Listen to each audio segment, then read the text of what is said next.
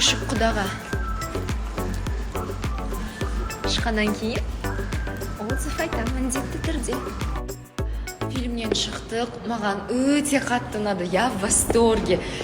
Бірінші кезекте өйткені актуальный тақырып, өте өзекті, наболевшая тема всех людей, актерский состав, игра актеров, әсіресе басты рөлді ойнаған кісілер. Сондықтан бір ауыздан сіздерге айтам, ертең барыңыздар міндетті түрде. Бір кісілер 8 деген ұпай беріп жатыр, ал мен 9, твердая девятка.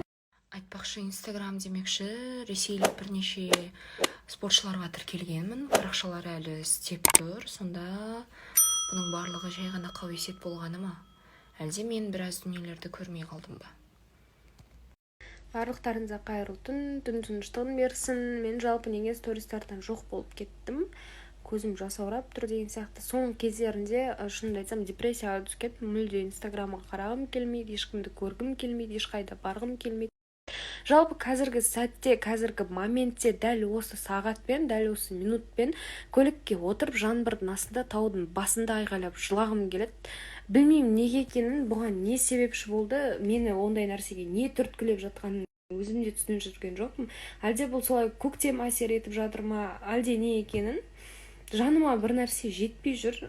Бәлкім мүмкін ойлаймын да, кей кезде әкем сағынам ба деп, енді бұл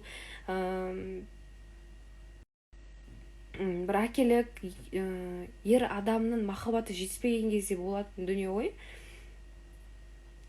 Білмеймін, бұл жерде көп түкте қоямын осы сөздеріме.